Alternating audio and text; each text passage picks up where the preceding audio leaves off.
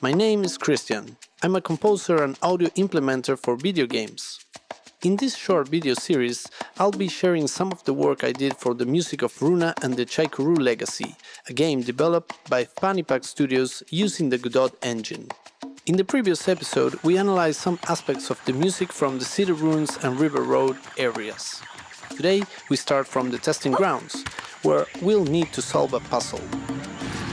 Once again, the music closely follows the gameplay, this time by adding layers to the loop of this area as we progress through the puzzle. This musical piece lacks a defined main melody. Instead, it serves as a moment of rest before moving on to the next set of melodies that appear once the next ability is unlocked. As we saw earlier, upon arriving in the city, the music highlights key gameplay moments through this harmonic sequence. This time, it's adapted to the tonal center of the region.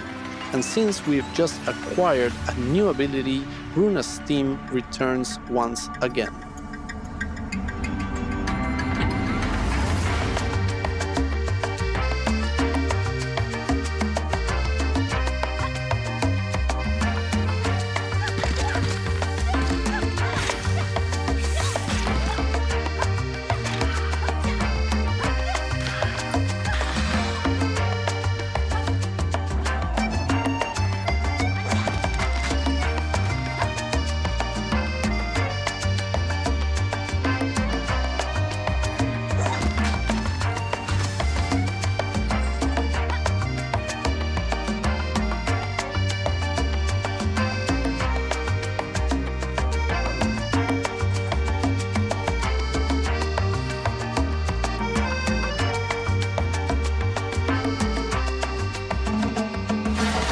Let's move forward to the next section, the cemetery.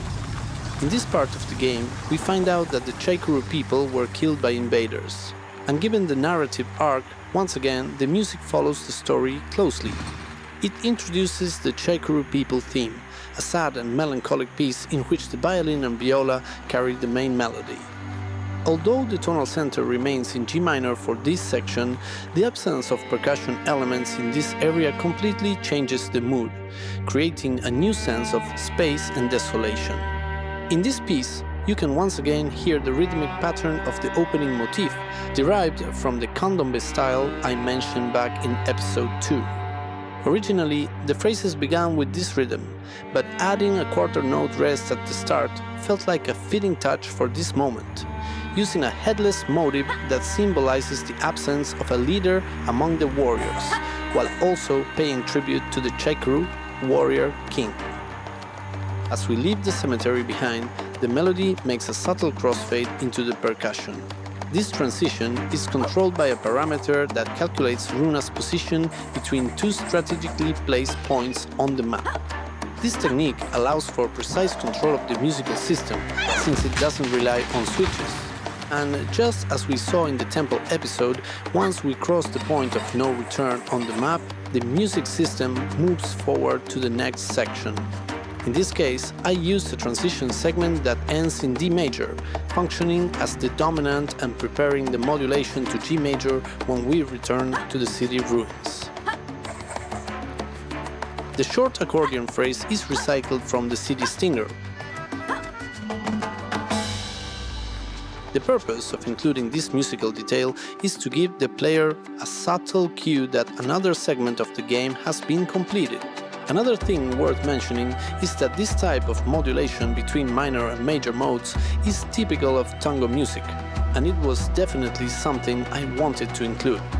We've now reached part 3 of the city ruins. The music revisits ideas heard earlier in the game, but this time, since the warrior's path is complete, the violin becomes part of the loop.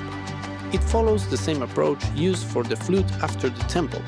The tonal center shifts between 4 options, and despite its longer, more complex structure, the modular design remains unchanged. We're now approaching the end of chapter 1. So I guess this is a good moment to remind you that Runa's map is built from a series of interconnected levels that load progressively as the game advances. Because of that, the entire soundtrack can be thought of as a single continuous piece that never stops playing from the moment the game begins. That said, let's move straight into the final part of Chapter 1. Quick spoiler alert, here we'll need to escape from the Guardian of the City.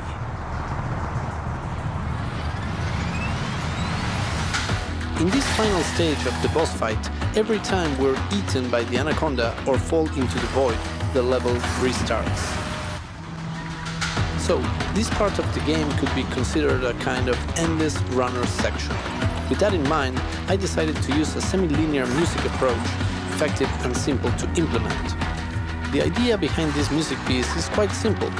Knowing the approximate duration of the run, I just needed to create a musical section that matched that time.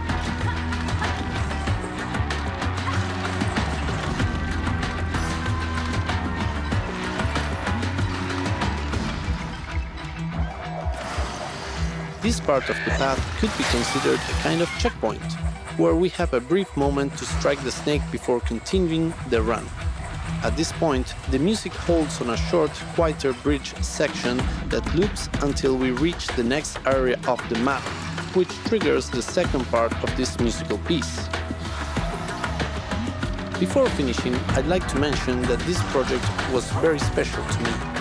I had complete creative freedom as well as the trust and support of the development team to design this dynamic music system, something quite challenging given the production timelines of an independent studio in Argentina. It was also a real joy to blend local sonic elements with musical influences from around the world.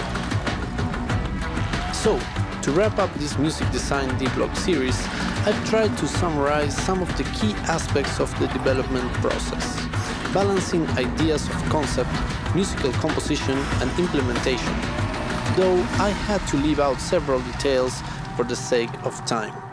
I really hope you've enjoyed these videos and hopefully you'll be curious to experience these music systems in the game.